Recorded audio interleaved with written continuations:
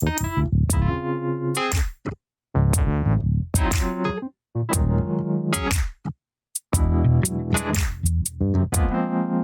já pararam para pensar como as prateleiras no supermercado são meticulosamente organizadas? Os produtos mais desejados ficam sempre ao alcance das nossas mãos. Quanto menos procurados, eles acabam ficando mais embaixo ou atrás e eles exigem que a gente se estique um pouco mais para pegá-los.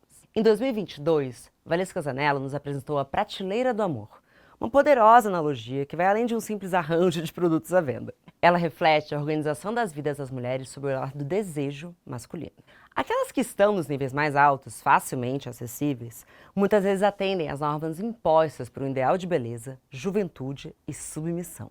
Normas que são moldadas pelo machismo, racismo, etarismo e outros que permeiam a nossa cultura. 2 anos se passaram e hoje vamos explorar os movimentos sutis e as revoluções quase que silenciosas nas relações amorosas e nos papéis de gênero desde então. Como essas mudanças refletem as lutas internas e coletivas das mulheres contra as expectativas que as confinam a papéis pré-determinados. Como a sociedade responde àquelas que desafiam a ser escolhidas e preferem, ao invés disso, escolher. Bom dia, óbvias! Eu sou Marcela Ceribelli, CEO e diretora criativa da Óbvias, e hoje converso com a pesquisadora na área de saúde mental e gênero, professora no Departamento de Psicologia Clínica da Universidade de Brasília e autora do livro A Prateleira do Amor, Valesca Zanello. Prepare seu café que hoje iremos fundo nessa conversa sobre amor, escolha e liberdade. Bom dia, Óbvias, e bom dia, Valesca Zanello de volta. Bom dia, Óbvias. Que prazer ter você aqui. Nossa, eu estou muito feliz em estar aqui presente ao vivo, né? E é um prazer muito grande a gente estar aqui para esse bate-papo. Eu queria te falar uma coisa antes da gente começar, e olha que eu me segurei para não falar antes de começar, porque eu queria registrado.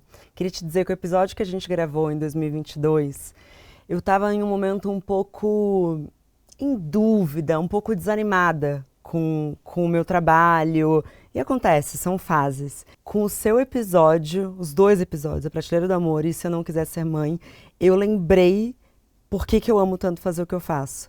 Então eu queria te agradecer, Valesca. Ai, mas que coisa mais linda. Realmente estou emocionada. Que bom. Obrigada. Fico muito feliz. E eu sei que mudou a vida de muitas ouvintes. E a minha. Você tem que saber que a cada 5 convidadas que sentam nesse sofá, 3 em algum momento falam, é como a Valesca Zanello fala. Fico muito feliz. Somos muitas. Eu acho que é uma rede mesmo, né? É uma rede. Eu acho que é que nem aquela história do já leu Torturado?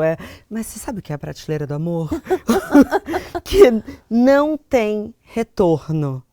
Uma vez que você toma consciência desses dispositivos amorosos e desses conceitos que você apresenta de forma tão brilhante. É o letramento de gênero.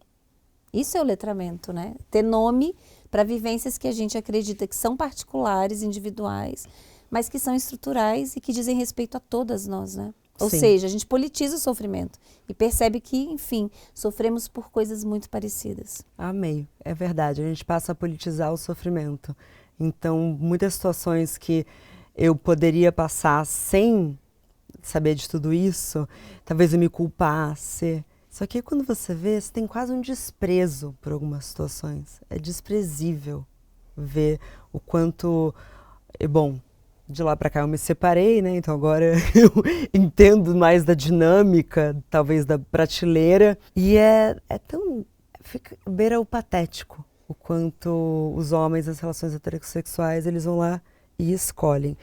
Mas vamos começar do início, porque caso quem está nos assistindo ou ouvindo agora não tenha escutado o primeiro episódio, você pode explicar o que é o dispositivo amoroso? Vamos começar do início, né? Eu acho que, assim, é importante dizer que depois de 13 anos de pesquisa, a partir de pesquisas na área de saúde mental, na clínica, eu propus no meu livro Saúde Mental, Gênero e Dispositivos algumas categorias analíticas para entender os processos de socialização, de subjetivação, como se configuram as emoções no tornar-se homem e mulher no Brasil. Lembrando que esse binarismo ainda existe na nossa sociedade. Então não é se você concorda ou discorda, eu queria que não existisse. Mas Sim. Ele ainda existe, e aí eu faço a pergunta para principalmente as mulheres aí que vão estar nos assistindo, se você nascesse um homem, sua vida seria diferente? A Óbvio. Minha seria, né? Absolutamente. Inclusive, não só do que você já viveu, mas a gente adulta. O que a gente pode fazer, não pode fazer, como a gente é julgada. Enfim, então é fruto, não da minha cabeça, mas de muita pesquisa. E aí eu proponho para as mulheres 2 dispositivos, que é o dispositivo amoroso e o materno, e para os homens o dispositivo da eficácia. E considero o dispositivo amoroso o principal fator de vulnerabilização das mulheres no Brasil. Que quer dizer o seguinte, no dispositivo amoroso a gente tem uma terceirização da autoestima. A gente aprende que a gente só pode ser desejável, que a gente só é desejável se tem alguém nos desejando. E aí criei uma metáfora para a gente entender isso, que é a prateleira do amor. E essa prateleira, ela é mediada por um ideal estético, né, que é historicamente construído, então se transforma. Ele é branco, louro, magro e jovem. Então, quanto mais distante desse ideal, pior o seu lugar na prateleira, mais chance de você ser preterida e invisibilizada, mas também ser objetificada e desumanizada. Então, primeira coisa, a prateleira é profundamente racista, mas ela é gordofóbica, ela é etarista, ela é capacitista e ela cria uma assimetria, porque os homens são eleitos, então, como avaliadores das mulheres. Isso quer dizer que qualquer perebado, e aí quando eu falo perebado é uma metáfora para tudo, pode ser físico, mental, moral, se acha no direito de nos avaliar. Então aquele cara, né, com a barriga de chope, que vai falar, olha lá aquela baleia, aquela velha, o cara é velho. Por favor, é o vídeo de Gabi pegando os homens que tinham falado mal do corpo da Paola de Oliveira e eram completamente longe de qualquer padrão que eles estavam cobrando que ela estivesse. E uma mulher linda, maravilhosa, gostosa. Tipo, não sei nem por onde começar. Assim.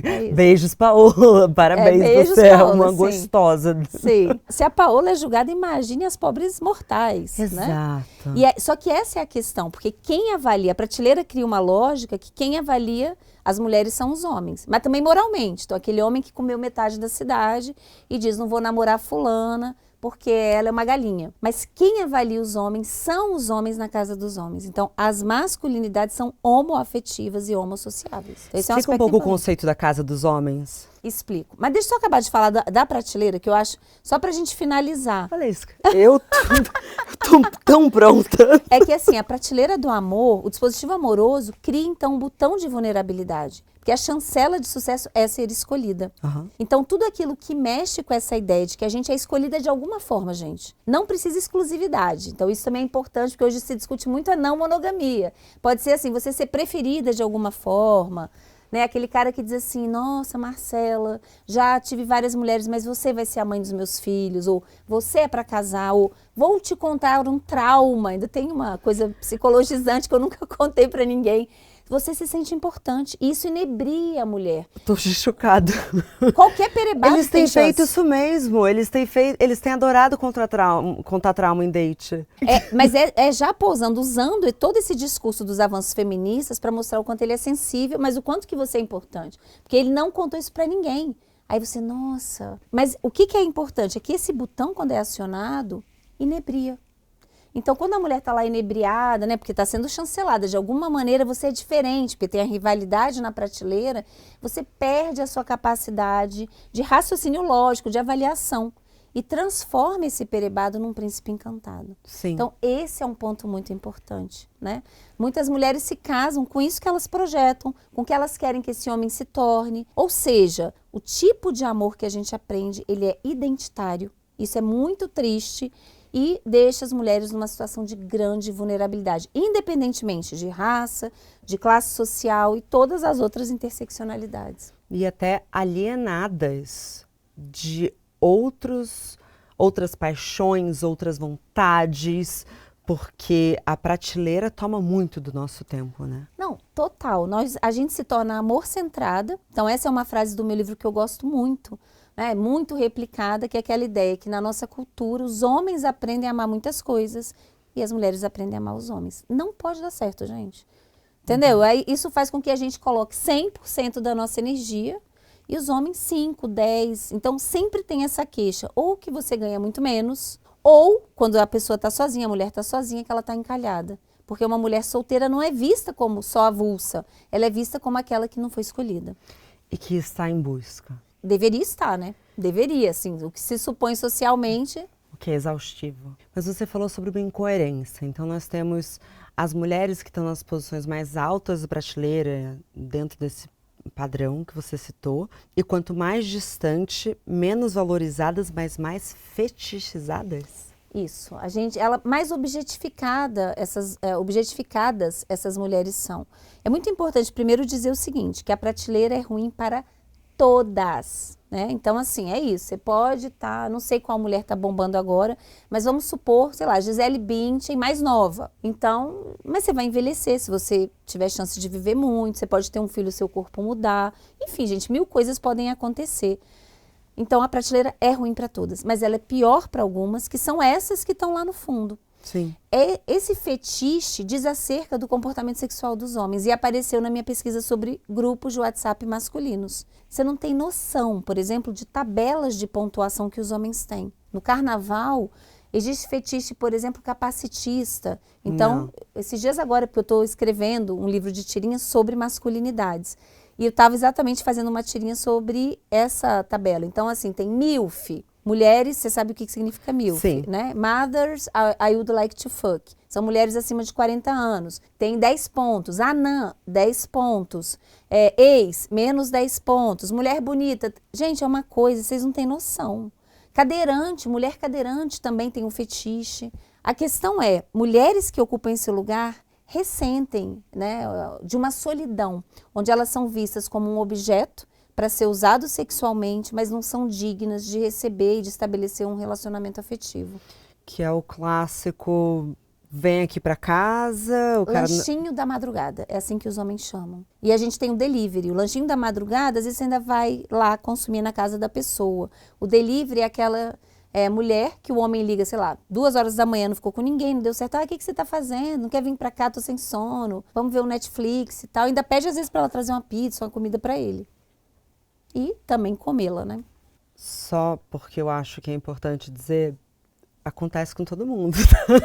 Não se sinta mal, lembre-se do primeiro episódio da Fleabag, porque a Fleabag, que é essa série maravilhosa, a primeira cena, ela... na madrugada, ela começa a se desarrumar para fingir que ela estava na rua antes do cara chegar na casa dela, não que ela acordou no meio da noite. Enfim, e tem essa ironia, mas completamente encapsulada nesse dispositivo amoroso que eu tenho muitas dúvidas, Valesca, de 2 anos para cá, se alguma de nós consegue se livrar por completo disso. Não consegue. Assim, sendo bem clara. Não, obrigada. Assim, ó, a primeira coisa, assim, voltando um pouquinho nisso que você falou, da mulher que, né, vai e tenta pousar, estava na rua sem fazer nada também, é muito importante dizer que a gente também aprende a se auto-objetificar para ter um empoderamento. Eu não gosto dessa palavra. Para mim, todo empoderamento, de certa maneira, é o que eu chamo no meu livro, é um empoderamento colonizado. Quer dizer o seguinte, a gente aprende que a gente tem que se melhorar, né? Então, fazer skincare, fazer um monte de coisa, comprar o salto alto, passar make-up, sei lá das quantas, para ocupar um lugar melhor na prateleira. Mas não muda a lógica da prateleira. Então, o que é o empoderamento? É você melhorar a sua posição num jogo cujas regras você não escolheu. Eu sou a favor da ideia de emancipação, que é tentar desconstruir a lógica dessa regra, fazer um novo jogo. E isso é outro rolê, então não tem a ver muito com essa ideia de que tem sido cooptado pelo neoliberalismo, de que o nosso valor, que a gente se dá valor cuidando da pele, não sou contra isso não, eu sou contra o sistema, não as pessoas, acho que isso é um ponto importante. Eu entendo. E o que em prática seria você agir de forma emancipatória na sua relação amorosa? Então, eu acho que a emancipação, ela não vem nem na relação amorosa, ela vem no investimento do letramento de gênero. O que é o letramento de gênero? Aquilo que a gente estava falando no começo aqui do programa. Então, assim, vem através de leituras, mas não leitura, gente, fácil. Tudo aquilo que te promete, assim, uma, sabe, alegria, você vai esquecer, vai se livrar. Isso é mentira, é falácia. Não é conhecimento baseado em ciência, né? Eu estou escrevendo um livro sobre emoções, emocionalidades e gênero. Então, assim, o que as pesquisas demonstram é que você precisa até 3 gerações para ter uma mudança grande nas emoções. Ou seja, uma vida não é suficiente. Sim. É mais ou menos o seguinte, a socialização vai te acompanhar, igual uma língua que você aprendeu. É possível fazer muita coisa? Mas você não começa do zero. Então, tem muitas coisas que você pode fazer. Leituras de livros feministas, grupos de mulheres, descolonizar os afetos de uma outra maneira. Por exemplo, eu tenho amigas que a gente sai, é proibido falar de homem e de filho, né? Porque esse é um outro tema também, mas mulheres mães, nossa, só ficam falando do bebê, do cocô verde do bebê, é um saco, gente. Então, assim, falar de economia, de viagem, de outras coisas, estimular outras possibilidades de investimento afetivo, amar mulheres. Sim. É o diálogo clássico de Sex and the City que a Miranda chega e ela fala, eu não aguento mais vocês todos só falando de homem. E eu lembro que eu devo ter assistido essa cena quando eu tinha, sei lá, 13 anos, faz muito tempo. Eu lembro de falar, ela tem razão, elas só falam de homem. Cadê os outros assuntos? Cadê sobre vida e reflexão? Mas quero voltar numa outra coisa que você disse. Estar em uma relação não monogâmica não significa que você saiu da lógica da prateleira. Não, gente, às vezes eu falo isso até com pesar, porque é uma pergunta que eu sempre recebo nas redes sociais, porque tem uma esperança. Se fosse fácil, simplesmente criando um outro tipo de relação, fazendo, sei lá, uma terapia do esquecimento, enfim, seria muito bom. Mas as emoções, elas não mudam dessa maneira. Então, é possível reinventar a lógica da prateleira na não monogamia. O que você tem de exemplo em clínica? Por exemplo, né, uma das mulheres que foram entrevistadas numa das pesquisas do meu grupo, ela se dizia não monogâmica e o tipo de relação aberta. Então, assim, ela tinha, na época, 2 parceiros e tudo bem, e aí o parceiro dela, um deles, arrumou uma outra moça, enfim, foram para um show, todo mundo junto, e na hora de voltar, estava muito frio, ele deu o casaco para outra mulher e também a convidou para se sentar no banco da frente. E ela sentiu muitos ciúmes. Veja, ela não quer ser exclusiva, mas ela quer ser preferida. Então, as emoções, elas se reinscrevem. Então, para quem está passando por isso, não é para falar, não, então não posso fazer nada. Pode, mas só para dizer o seguinte, tem uma expectativa real. Sim. É um pouco como o processo de psicoterapia. Psicoterapia sempre envolve um luto narcísico. Sabe? Aquela coisa assim, tem uma expectativa mais realista, né? Até tem um termo que tem sido utilizado, que eu particularmente não gosto muito, que é o heteropessimismo, né? Eu acho péssimo. Pessimista é uma pessoa chata, né? Você fala assim, vamos fazer tal coisa, a pessoa sempre pensa o lado ruim. O que a gente está atravessando, eu acho, principalmente mulheres de classe média, que têm mais acesso à informação, é um heterorrealismo. E o realismo é ótimo. Tem luto narcísico. E é isso, a gente tem que aprender também a ter prazer na vida sem estar na relação. Mas a questão de querer ser preferida, eu entendo que existe um luto narcísico, mas isso não vem dentro da gente, por exemplo, na competição dos irmãos em relação à atenção dos pais? Isso não é natural? Nossa. Não, não é natural, isso é cultural. Até essa ideia, né, da competição, primeiro, a ideia de parentesco, do que a gente chama de irmandade, já é algo cultural. Tem culturas que o parentesco não é consanguíneo, não funciona dessa maneira. É mesmo? É mesmo. Eu, inclusive, estou dando uma disciplina agora, na graduação em psicologia, que é sobre psicologia clínica e cultura. E lá no Canadá, fiquei ano passado, no meu pós-doutorado, fiquei no laboratório de cultura, saúde e personalidade. A discussão é só sobre isso. Então, a própria noção de esse eu que precisa ser valorizado, reconhecido, é muito ocidental e muito recente. Isso vem também com a história, desde o iluminismo para cá, e com o avanço do capitalismo.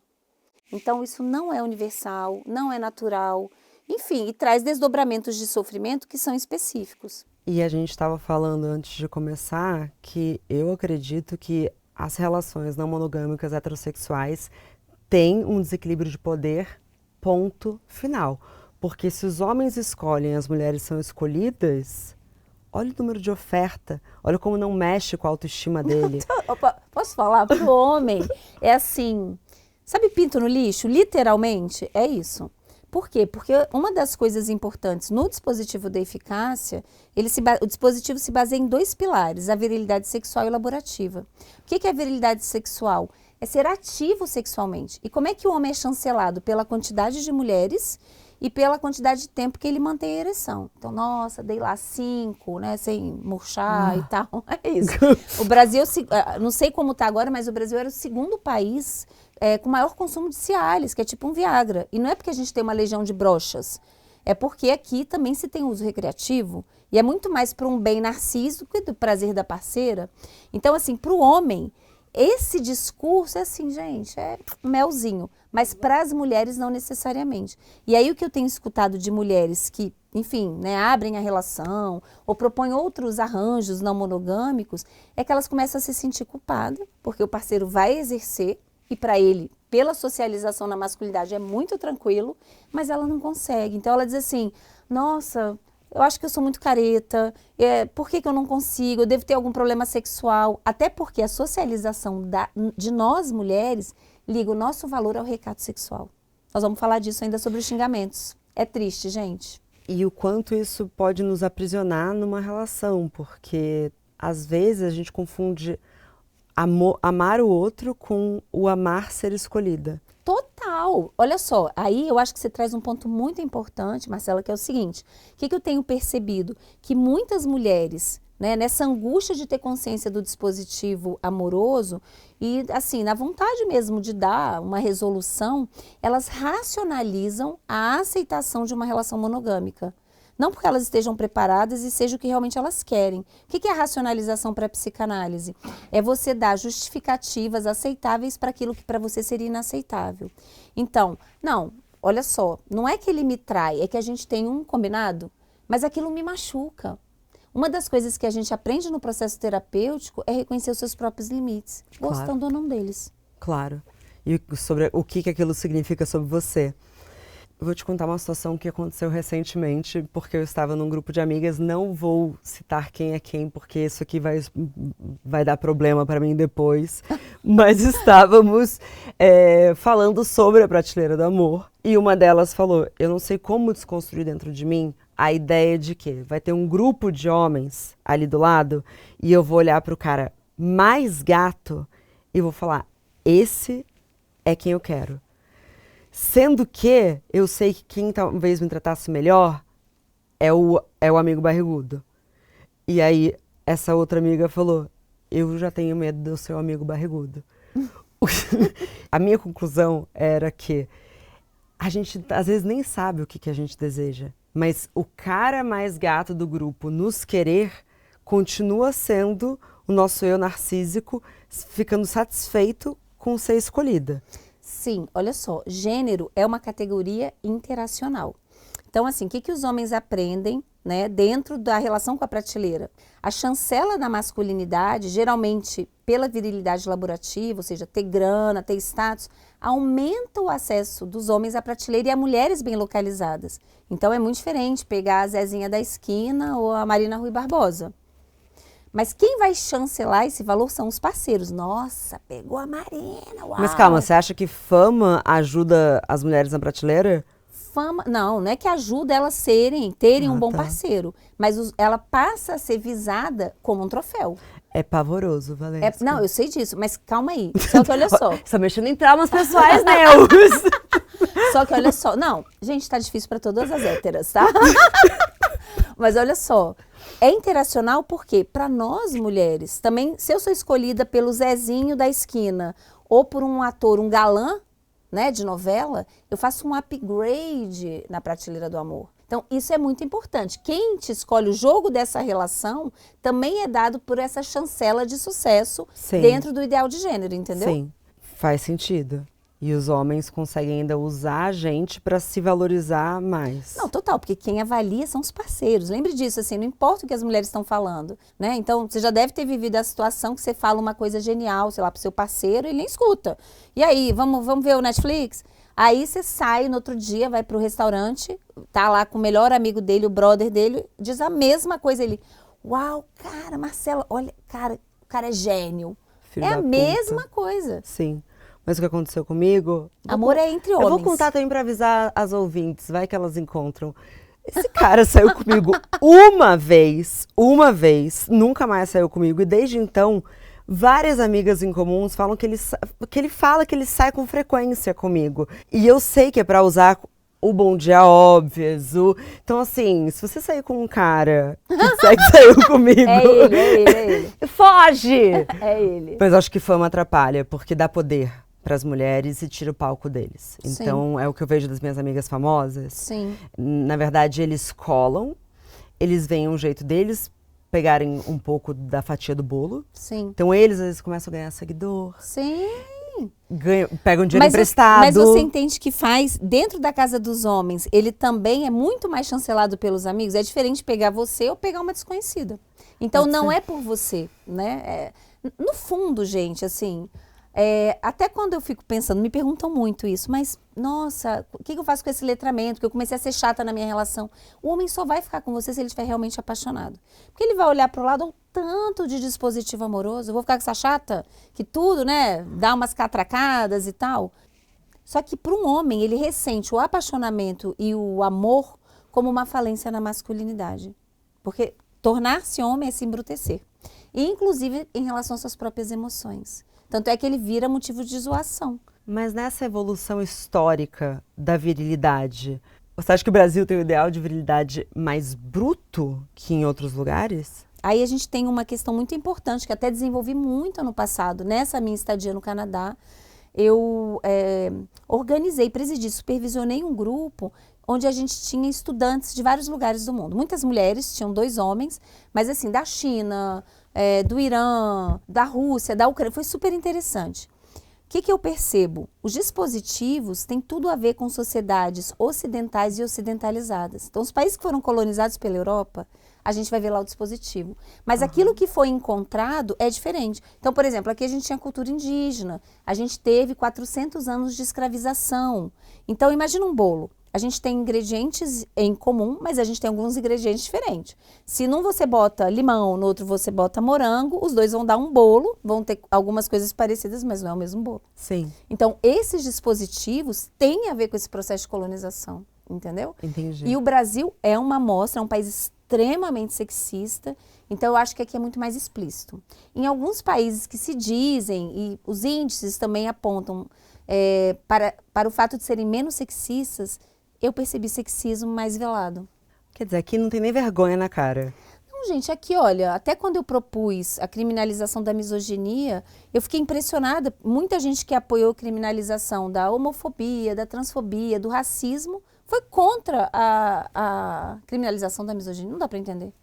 Mas não tá fácil pra nenhuma hétera. E, assim, hoje eu confio mais em um homem que tá ali escutando e parecendo minimamente tá tentando entender do que o cara que fala, o esquerdomacho. Nossa, não, esquerdomacho é abominável, gente. Pode, é abominável. Mete pé. Isso até posso dizer aqui um recado? Sempre. Para os esquerdomachos. Gente, fazer grupo de homem onde você chora e abraça o coleguinha. Pintar a unha. Parabéns, dou toda a força, mas isso não muda nada pra gente. Então, descolonizar ou desconstruir a masculinidade é muito mais profundo que isso. Escutem as mulheres. Não acredito em grupos de homens onde vocês só choram. Né? Seria eu fazer um grupo de pessoas brancas para desconstruir o racismo e não ouvir as pessoas negras. Não faz sentido. E dói. Porque é isso, as mulheres estão cada vez mais, e as mais novas mais ainda, falando as coisas. Posso aproveitar? Porque nada me irrita mais também da característica esquerdo-macho, que acho que é complementar ao que a gente estava dizendo, que a pauta que eles escolheram para ser mais livres é o amor. Sempre foram, né, gente? Essa é a questão. Você acha que o amor sempre foi mais livre para eles? Olha, tem uma autora que eu uso muito, que é a Marcela Lagarde, ela fala o seguinte, até da onde vem o termo, né? Existe a poligamia consentida para os homens. Então, veja, a monogamia, ela é prescrita para as mulheres. Então, a renúncia sexual, o recato sexual é um valor ainda na prateleira. E isso apareceu muito claro nos grupos de WhatsApp masculinos. Para o homem é outra coisa. Então, assim, vamos pegar um cotidiano, né? Fulaninho, não vamos dizer nomes, fulaninho traiu a fulaninha. Nossa, fulaninha, você tem que perdoar, ele é tão legal, isso é coisa de homem, é um moleque, é um menino velho, menino de 30 e tantos anos, né? Agora, se a fulaninha trair, nossa, é uma vagabunda. A gente está tendo, inclusive, tretas recentes sobre isso. Valesca, faz 1h30 eu estava sentada aqui com a Rafaela Azevedo e eu falei exatamente essa sua frase. Maravilhosa. As ouvintes, eu vou acreditar porque elas vão ouvir, foi exatamente isso. O nível de perdão que Sim. as mulheres vão defender o homem. Sim. O homem não defende mulher. Mas olha só, as mulheres defendem porque elas também querem ser bem avaliadas por ele. Então eu vejo isso muito. Quando eu estou dando palestra, algumas mulheres dizem assim, ai, mas meu marido não é assim. Gente, você não precisa defender ele não, estou falando da estrutura, né? E se ele é assim, ele não faz menos que obrigação, o ser humano tem que melhorar, né? Então assim... Sempre tem uma, né? Não, mas meu Sempre. pai é casado com a minha mãe há 40 anos Ou e ele meu nunca traiu ela. marido, é isso. Você não sabe. É isso. Não, e mesmo Desculpa. assim, é sobre estrutura, né? Sim. É sobre estrutura. Também tem uma questão que eu acho importante, Marcela, a gente tem aliados. A gente precisa de aliados. Por quê? Porque a gente não entra na casa dos homens. Então, assim, os homens ocupam um lugar entre os homens que os poucos aliados podem nos ser muito úteis, entendeu? Então, esse é um ponto importante. Mas eu acredito que só existe um aliado verdadeiramente útil se ele tem coragem de constranger os que estão com ele na casa dos homens. Não, total. Vamos falar da casa dos homens? Posso explicar o que é a casa dos homens? Faz tudo que você quiser. Então, a casa dos homens é um conceito que foi criado por um sociólogo francês, Daniel Velzerlang, é uma metáfora. Então, imaginem o seguinte, uma casa onde esse homem ele vai passando de um cômodo para o outro, porque masculinidade é sempre dar a prova, isso é importante, e demonstrar repúdio pelas mulheres e pelas características femininas, ou seja, misoginia. O pilar central é a misoginia. E aí, homens que são mais bem-sucedidos na virilidade sexual, laborativa, vão testando. Ou seja, é um saco, gente. Não existe um cômodo final. Mas o que é importante nessa casa, o que gere essa casa é a cumplicidade, ou aquilo que eu aponto que é o silêncio cúmplice. Né? Se nós, mulheres, nos calamos para manter o bem-estar dos outros e das relações no dispositivo amoroso, os homens se calam para se manterem bem avaliados. Então aí... Entre eles. Entre eles. Porque quem avalia são os homens. Mulher, a gente não palpita muito. Depois eu vou falar nos xingamentos, em relações violentas, como é que isso comparece. Mas assim, então, um exemplo muito comum e aí um desafio, né, para os homens que estarão aqui assistindo. Você sai para tomar aquela cerveja com um brother que não paga pensão. O cara acabou de comprar um carro novo. Você diz para ele que ele é um canalha? Não, você é cúmplice. Sim. Você recebe o nude da ex-namorada gostosa do amigo. Você acha ele um ridículo. Mas aí você não fala nada, você é cúmplice. A coberta traição do seu brother, que é casado com uma mulher que é sua amiga também, mente dizendo que ele bebeu e está chapado no sofá da sua casa. Você é cúmplice. Então, o que a gente precisa dos homens? Não é chorando, pintando a unha. Podem fazer, não tenho nada contra isso, mas a gente precisa de vocês, o front é tretando com um coleguinha na casa dos homens. E saibam que a violência vai vir para vocês. A violência é direcionada a gente. Então, o que eu tenho recebido...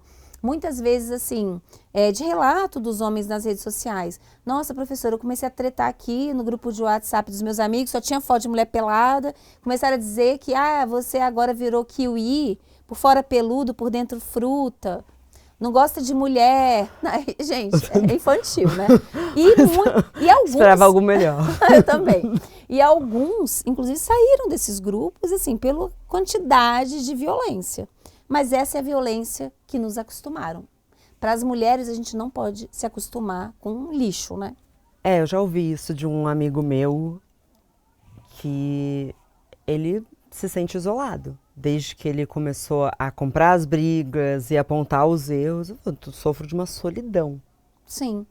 Se reinventem. Tem outros homens. Eu criei no Instagram o Tinder das amigas. Criei um Tinder dos amigos. Né, que querem, sei lá, propor outro rolê, sair para não falar de mulher, né, sair para ter, enfim, outro tipo de encontro. Pode ver que é muito comum para os homens, em geral, quando se encontram, a socialização é muito em torno da bebida. Também, isso é um aspecto histórico. Tem teses sobre isso, a sociabilidade do bar. A masculinidade vem não por uma partilha de vulnerabilidades, nada disso.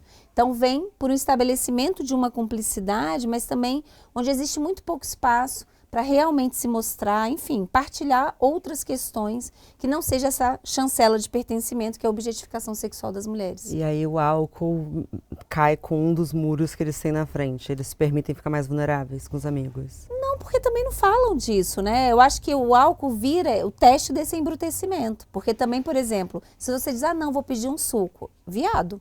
Né? O teste da masculinidade é o quanto de álcool que você ingere. Então vamos falar sobre os xingamentos. Vamos falar. Ixi, os xingamentos tem coisa pra caramba. Então, eu comecei a pesquisar os xingamentos tem quase 2 décadas. E assim, como é que surgiu? Grande parte das minhas pesquisas surgem do cotidiano. Como é que surgiu essa pesquisa? Eu estava conversando com um amigo meu gay E aí outro amigo nosso gay chegou, se aproximou, eles estavam meio, né, brigados, e ele falou, cara, vai tomar no cu. E aí ficou aquela situação e esse meu amigo falou assim, ai, quem me dera. E todo mundo começou a rir, porque realmente foi hilário. E eu fiquei, nossa, que interessante, porque ele teve a intenção de ofender, e, enfim, teve uma outra solução, né, essa situação. E eu comecei a perceber como as pessoas se xingavam e fiz então a primeira pesquisa, que foi com pessoas adultas, homens e mulheres. E assim, a primeira pesquisa mostrou que o pior xingamento para mulheres, considerado por mulheres e homens, tem a ver com comportamento sexual ativo. Vagabunda. Puta, vagabunda, piranha e equivalentes. E em segundo lugar, traços de caráter relacional, que ferem o dispositivo materno. Então, egoísta, interesseira. Só que assim, a gente teve algumas diferenças, por exemplo, entre adolescentes, que aí foi uma outra pesquisa, onde a questão do aspecto físico se sobressaiu em relação aos traços de caráter relacionais. Então isso flutuou, mas o comportamento sexual ativo para as mulheres sempre em primeiro lugar, tá? Mesmo em pesquisa realizada 2 anos atrás, que eu vou falar já já. Mas achei interessante que você conectou o egoísmo ao dispositivo materno. Total, não, é total. Então, isso é muito importante. Lembra que eu falei que o livro eu escrevi depois de 13 anos? Sim. Essa pesquisa foi muito importante. As pesquisas que eu fiz no hospital psiquiátrico, se você ler os artigos, você vai ver que a categoria está sendo criada, gestada ali, entendeu? Sim. Então, por isso que eu falei, é fruto de muito tempo de pesquisa e não eu acordei e tive a ideia. Não, foi, enfim, amadurecendo essas pesquisas e criando uma categoria para entender. E aqui eu acho que tem uma frase que eu gosto muito de uma feminista, né, que já morreu, mas que, enfim, é uma mestra, que é a Célia Amorós, e ela diz que categorizar é politizar. Então, sei lá, há 40 anos atrás não existiu o feminicídio. Ah, não, a fulana morreu porque ele era apaixonado e teve um impulso de ódio. Hoje a gente tem uma palavra que tira o caráter biográfico e traz o caráter estrutural e político e hierárquico das violências de gênero, entendeu? Sim. Então, essa categoria nos ajuda a pensar muita coisa. O egoísmo fere, a gente tem que estar sempre abnegada, disponível, né? Para os homens isso não apareceu. Para os homens, a principal categoria, então, era viado. Apareceu corno bem pouquinho, tá? E apareceram também traços de caráter de autoinvestimento. Cafetão, pobre, fracassado. Nas últimas pesquisas, a gente teve uma transformação. Para as mulheres, o primeiro continuou o comportamento sexual ativo, para as mulheres em geral. E para os homens, quase igual, passou um pouquinho os traços de caráter. Quando atribuído por mulheres, sobretudo, machista apareceu, é uma grande novidade, eu acho que é um avanço dos feminismos. Eu acho. Machista e filho da puta, considerado como o xingamento mais importante. E em segundo lugar, comportamento sexual passivo. Porém, a atribuição dos homens para eles mesmos, o homem branco manteve o comportamento sexual passivo, então para eles consideram o xingamento de viado como o pior, e para os homens negros, não. Os homens negros também com uma percentagem muito parecida com aquilo que as mulheres atribuíram. Talvez eles estejam mais antenados com essas transformações, por não estarem numa masculinidade hegemônica, né? Talvez. Só que olha só, na hora que a gente racializou o xingamento, houve uma mudança total. Então a importância da gente pensar a interseccionalidade de um racismo gendrado ou um sexismo racializado. Então quando a gente perguntava da mulher, em geral se pensa como base uma mulher branca. Quando a gente perguntou qual o pior xingamento para uma mulher negra, coisa que se destacou em primeiro lugar foram os atributos físicos. Então, xingamentos como macaca, preta, suja, ou seja, isso é muito importante. Quer dizer que se a gente não racializa a própria pergunta, fica invisível, né? Como é que o racismo junto com o sexismo comparecem nas violências de gênero contra mulheres negras. E para os homens negros, quando a gente racializou o alvo, então o pior xingamento para os homens negros, não apareceu o comportamento sexual. Apareceu também os aspectos físicos, então preto, sujo, muito parecido com as mulheres negras, mas em segundo lugar apareceu criminalidade. Então homens negros ligados à ideia de crime, de ser perigoso, ser bandido. E o comportamento sexual ativo ou passivo apareceu em último lugar.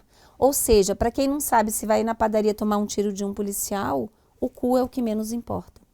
Não sei nem se eu poderia falar o cu aqui, Pode né? falar o cu. Ah, tá. Pode falar o cu. Vai aparecer pi. O quê? E a gente começou a falar, antes de gravar, sobre o comportamento sexual e xingamentos como um ato erótico. Isso entrou na sua pesquisa? Sim. Então, é muito importante dizer que são várias pesquisas e com várias pessoas, né? Essa pesquisa do racismo foi com o João Paulo, que era um aluno meu de iniciação científica, um aluno negro. Né? Essas primeiras pesquisas também com um grupo maravilhoso. Essa dos contos eróticos me ocorreu da seguinte maneira. No consultório, né, eu tinha muitas pacientes que falavam do prazer na hora H de serem xingadas. Então, sua puta, inclusive elas se referindo a elas mesmas, né? Vem comer sua putinha, alguma coisa assim. E aí eu pensei, gente, como é que eu vou pesquisar isso? Porque se eu fizer uma enquete, as mulheres vão ter vergonha de contar isso. Até porque para chegar a isso na sessão de análise, bota uns 2 anos para ela sentir a vontade para abrir o imaginário erótico, falar das fantasias.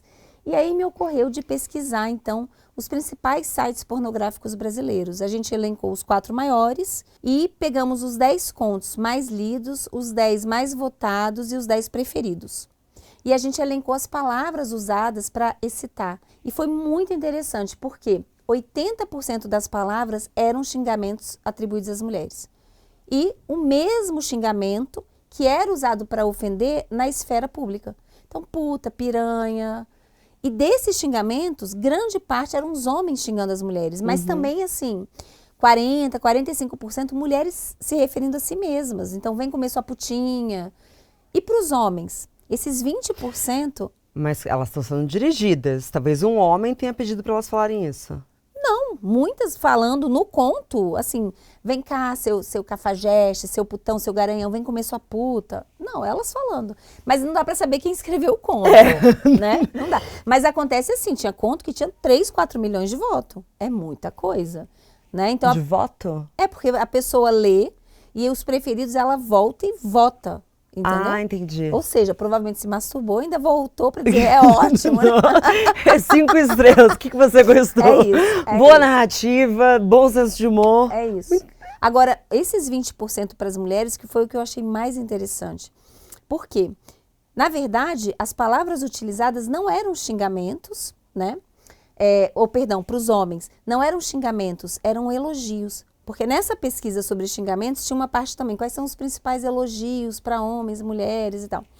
Então, assim, eram geralmente palavras que exaltavam ou a virilidade sexual ou o pênis. A potência, o tamanho, garanhão, pintudo, caralhudo e por aí vai, tá?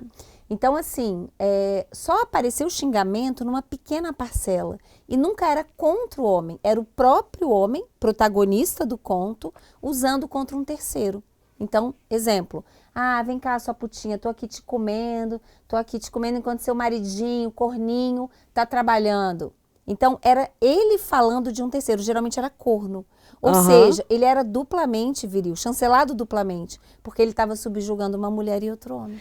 Mas eu acho que foi a Ana Canosa que postou essa pesquisa, falando que um dos principais fetiches em busca de sites pornôs no Brasil é corno. Pois é, mas aí eu não sei, eu não li essa pesquisa. Na que a gente fez, apareceu não o homem falando dele, mas era um homem falando de um outro homem.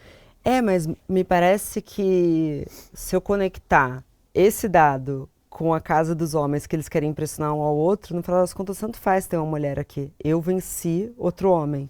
Sim. Uma eterna batalha. Sim, porque na casa dos homens existe uma hierarquia. Existe a masculinidade hegemônica, que são aqueles homens que se aproximam dessa virilidade sexual e elaborativa, e as subalternizadas, que aqui no Brasil, principalmente homens negros, masculinidades negras e masculinidades gays. Mas sim, também tem esse embate, né? Então, assim, a chancela desse sucesso vem pela subjugação das mulheres, mas também esse lugar de hierarquia em relação aos homens. E como que fica o nosso erotismo e o nosso desejo sexual nesse contexto, Valesca? Olha, excelente pergunta. Então, orientei uma dissertação de mestrado da Gerli, ela é médica, ginecologista há 30 anos, e uma das coisas mais comuns na queixa das mulheres é a falta de desejo sexual ativo. Então, isso não é um dado só do Brasil, mas é um dado internacional, em países ocidentais. É muito comum que mulheres que têm mais de 1 ano de relacionamento heterossexual, que elas percam o desejo ativo e ele passa a ser reativo. Então, assim, o homem deu uma cafungada, fez uma massagem, aí você sente tesão. Mas por que isso acontece?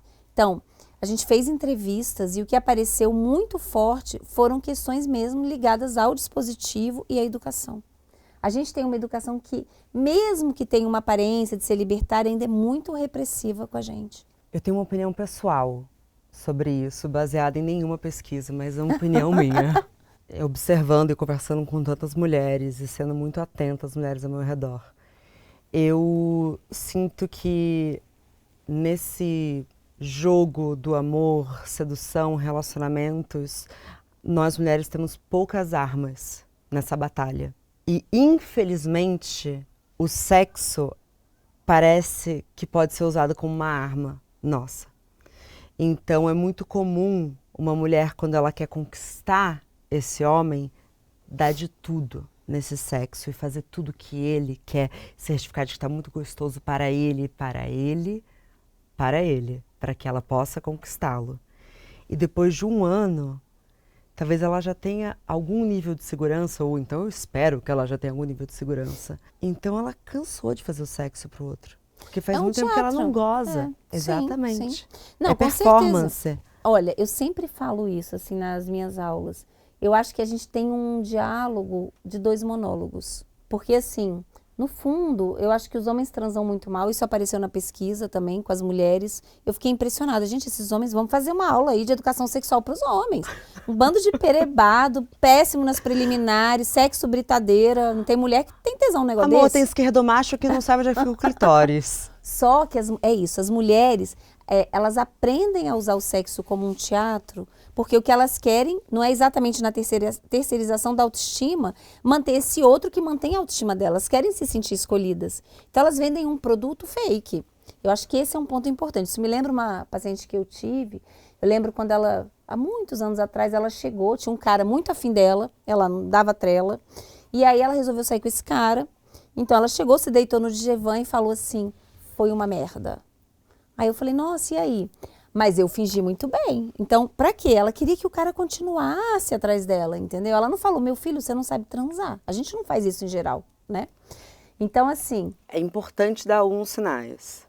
Mas a maioria das mulheres não dá sinal nenhum. Não, mas também falar, você transa muito mal, é complicado pra qualquer pessoa. Você pode melhorar. Ai, eu detestei, podemos parar? Só que olha só, tem uma coisa, Marcela, que eu acho muito grave, que é o seguinte, as representações que a gente tem sobre o nosso corpo foram construídas por homens. Eu te pergunto, quantos livros na literatura você leu? E aí eu estou pensando nas tecnologias de gênero, ou seja, tem que ser amplamente divulgada, não pode ser o livro da vizinha. Mas assim, de uma mulher que olhou pro cara, e aí se excitou, e aí, sei lá, usou o vibrador, se masturbou. Tará. Em geral, a gente tem histórias de mulheres que foram construídas como personagens masculinos. Então, as representações que a gente tem na relação com o nosso próprio corpo, com o nosso prazer, são mediadas pelo olhar de um homem.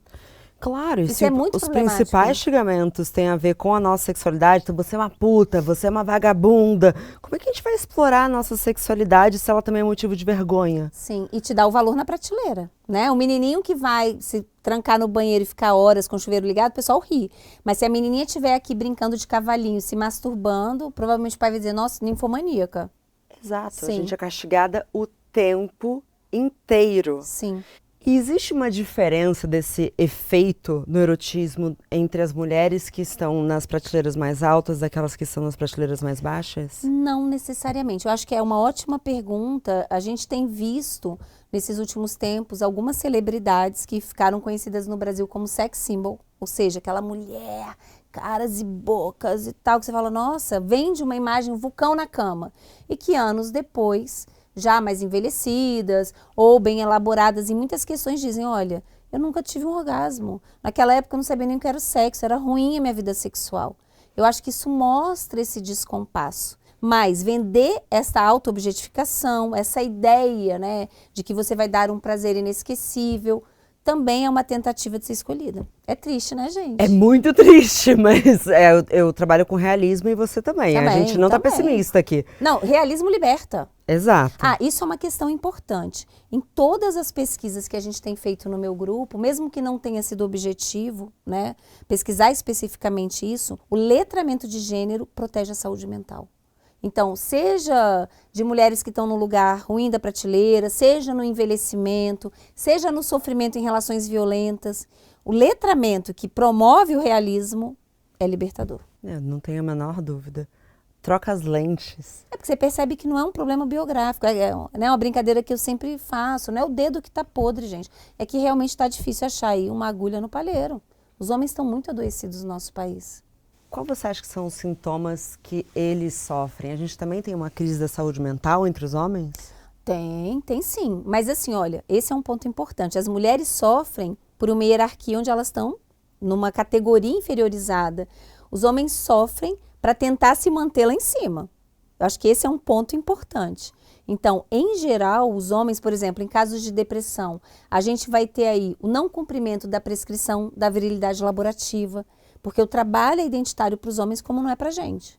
Engraçado você comentar isso, porque parece um padrão ao meu redor de todas as minhas amigas que começam a ganhar mais dinheiro que os parceiros começam a ter depressão. É muito difícil e assim, o desemprego, a aposentadoria, né? Eu tenho uma hipótese, eu ainda gostaria de pesquisar isso, que os homens morrem mais cedo não só porque não se cuidam, mas porque eles perdem o investimento no mundo.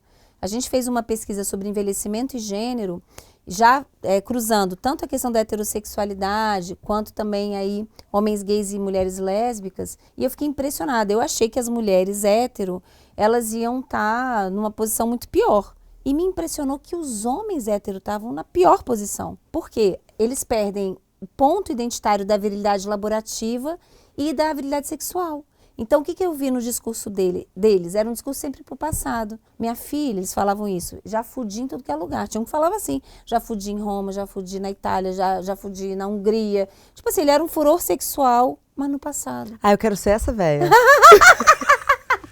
Aí, ou senão assim, minha filha, eu tinha 8 carros, eu era não sei o que lá do ministro, mas assim, tudo no passado. Então, o presente não tendo investimento pulsional. Já as mulheres, elas diziam, tô invisível na prateleira. Mas aquilo que foi um fator de risco, que era o dispositivo materno, que é um fator de risco para a saúde mental das mulheres, passou a ser um fator de proteção. Porque ela está lá, por exemplo, no asilo, mas ela está fazendo a botinha do filho do enfermeiro. Então ela é a fofa. O enfermeiro traz um chocolate para ela é a querida. Os homens sempre tiveram uma relação com a palavra que a gente não aprende na socialização, que é dizer as coisas, que é poder expressar a agressividade, coisa que a gente é reprimida, é suprimida. Então, assim, ele vira um velho chato. Essa comida tá sem sal. A mulher até acha. Mas ela fala, essa comida tá uma delícia. Aí ganha um monte, tem ganho secundário, entendeu? Uhum. Então, pensar nessa fluidez também é importante. Aquilo que foi um fator de risco pode vir a ser um fator de proteção. E quem estava melhor? As lésbicas. Gente, dá inveja. Assim, é uma relação muito mais assimétrica, tez bonita, feliz, viajando juntas. Por quê?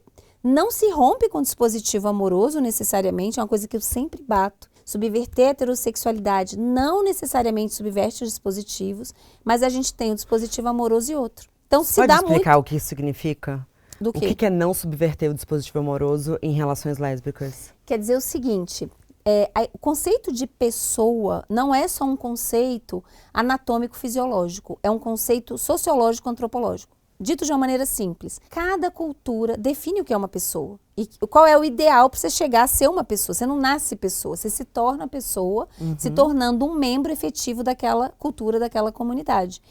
Isso ocorre através da socialização primária, que é aquilo que eu falei que não tem, só se você ficar demente para esquecer o dispositivo amoroso totalmente, entendeu? Sim. Então, assim, a língua que você fala, a etiqueta social, o parentesco. E aí o que eu estou escrevendo agora sobre as emoções. O que te deixa com raiva? Não é aleatório. Isso tem a ver com as regras, com scripts culturais, né? Por exemplo, se alguém pega, você é casada numa relação monogâmica, alguém pega e começa a dar em cima do seu marido, rouba o seu marido. Vamos pegar um discurso popular no Brasil. Por que você tem raiva? Em algumas culturas isso não faria o menor sentido, entendeu? Por que se alguém pega uma coisa tua sem te pedir? A ideia de propriedade tem a ver com capitalismo, tem a ver com o Ocidente, enfim. Então, esse processo de socialização, ele é importante nesse tornar-se pessoa. Culturas ocidentais, elas são mais individualistas, voltando para aquela ideia do eu, meu eu é importante, a gente fala para o filho, você é brilhante. Em culturas não ocidentais, como asiáticas, o Japão, que são culturas coletivistas, isso seria motivo de vergonha. O que você vai, sobretudo, reforçar é a ideia do coletivo.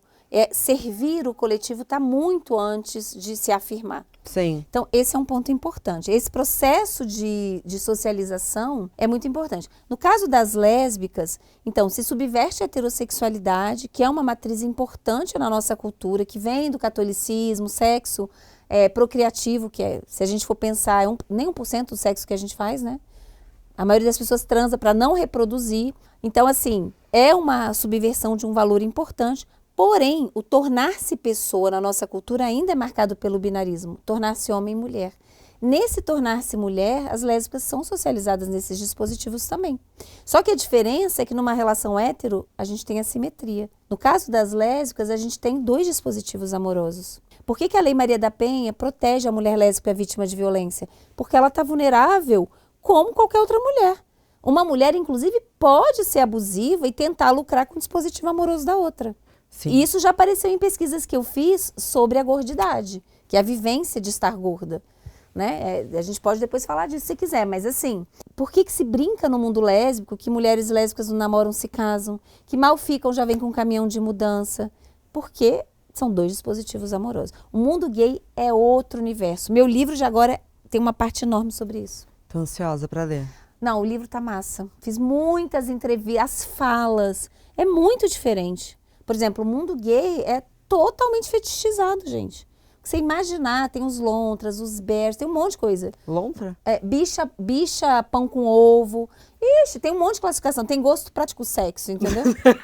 Você acha que os homens gays estão mais satisfeitos do que os homens héteros, assim como as mulheres lésbicas estão mais satisfeitas do que as mulheres héteros? Eu tenho amigos gays que falam, Deus me livre gostar de homem hétero. Porém, no mundo gay, o homem hétero, ou que parece, performa como hétero, é o que faz sucesso. Tem uma passabilidade melhor. Não é só isso, ele é desejável. Então, assim, esse é um ponto importante, né? Voltando como não subverte, o mundo gay é um grande mito achar que os gays estão no mesmo barco que a gente. O mundo gay reproduz profundamente a misoginia. Então, o mundo gay, a gente fez... Alguém acha isso? Acha. Vocês precisam mudar... Rapidamente, né? Porque tem muito homem gay extremamente misógino e machista. O mundo gay é misógino. E a gente fez pesquisas sobre os xingamentos entre o mundo gay, né, com o Felipe de Baeri, que é um ex-aluno meu da vida toda, do mestrado, doutorado. E assim, a gente pesquisou os principais xingamentos que eram direcionados a gays e lésbicas. E entre os gays, na hierarquia, quem é que está assim, no pior lugar? Os gays afeminados. Então eles chamam de bichinhas, de poc-poc. É impressionante. Mas por quê? A masculinidade não é misógina?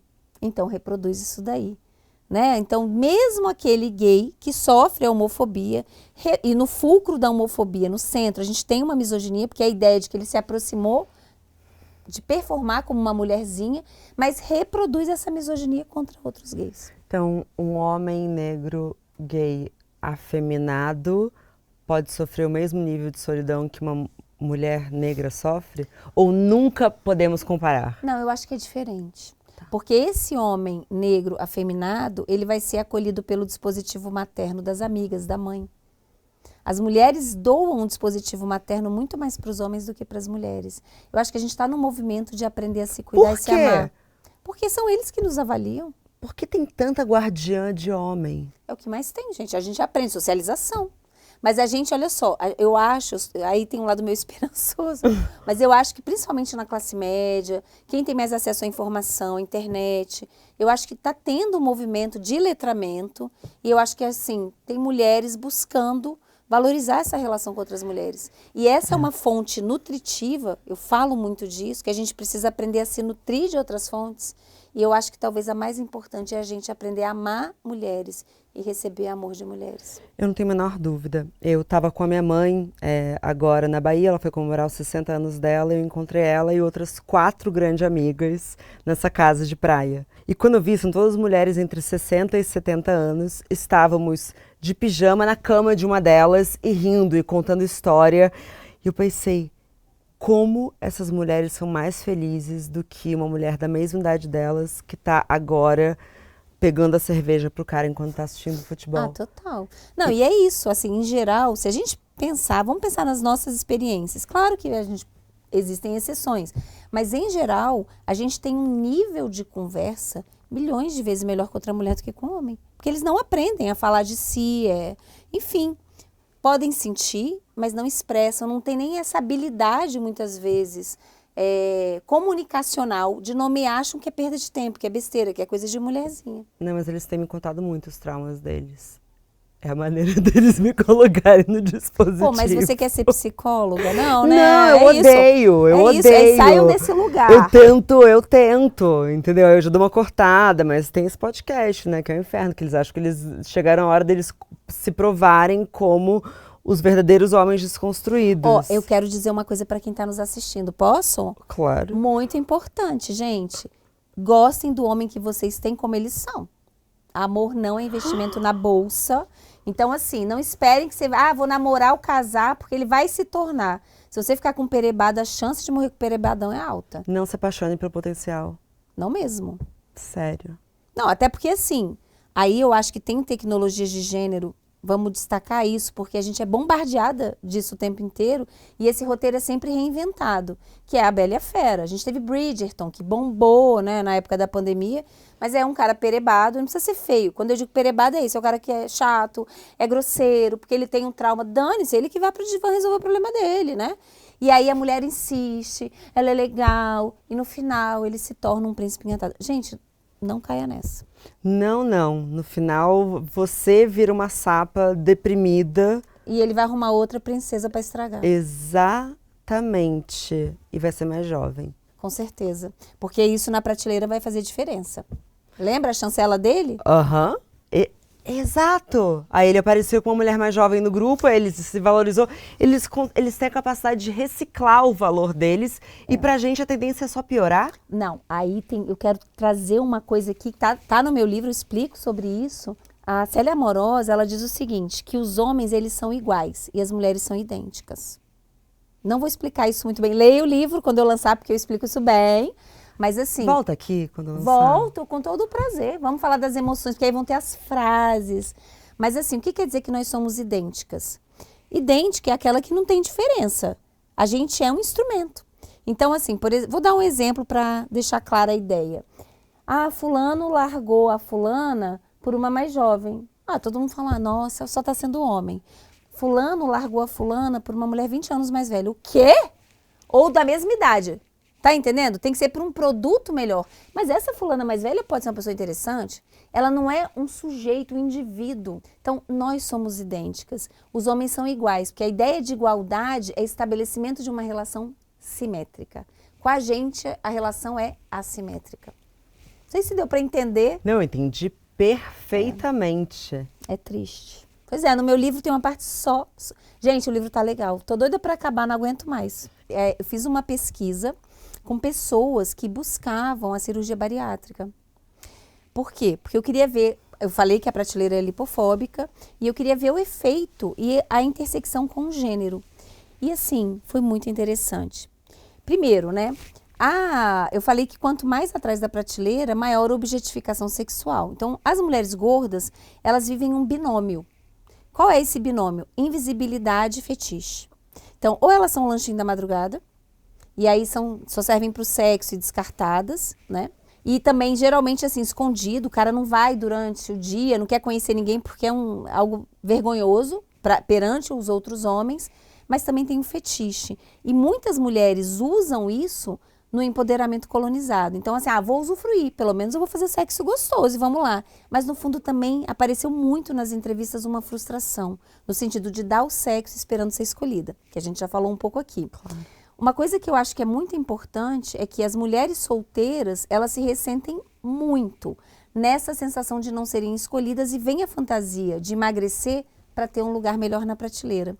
As casadas, vem a fantasia de ou salvar o casamento, né, ou sair e arrumar um homem melhor. Mas todas disseram sofrer abuso, ter uma relação muito abusiva e sofrer comentários depreciativos dos homens. E aí vem o que eu queria compartilhar, que assim, essa parte eu fiquei, gente, os homens, vamos falar dos homens gordos. Olha só, os homens gordos não perdem totalmente o acesso à prateleira e ao exercício da vida sexual. Inclusive, o que apareceu na pesquisa e que é muito comum, quando eles vão envelhecendo, eles diziam assim, Valesca, eu não sei o que acontece. Porque assim, eu até tinha umas namoradinhas na adolescência, tudo bem, não pegava as mais bonitas, mas sempre tinha uma namoradinha.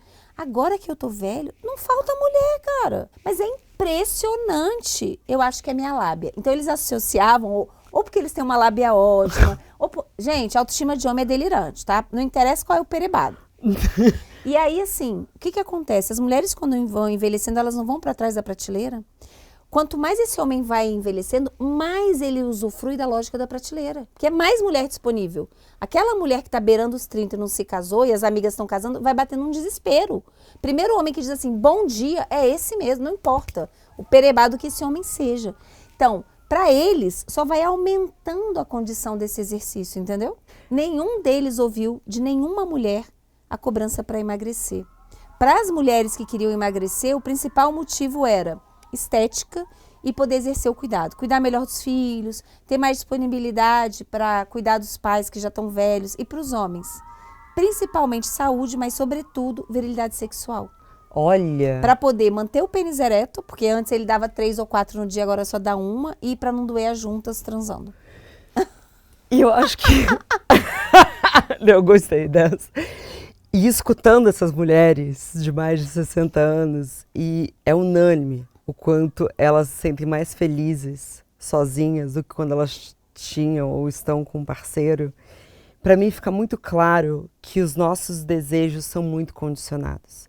Eu lembro quando eu estava muito em crise no meu casamento. Obrigada por tudo, Valesca. Antes de eu me separar, que uma amiga minha solteira veio falar, poxa, mas que saco, nenhum cara engata comigo, nunca dá certo.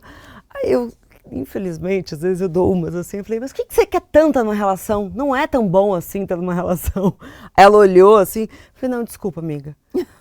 Mas é porque eu acho que você precisa aproveitar de toda a liberdade que você tem, de tudo que você...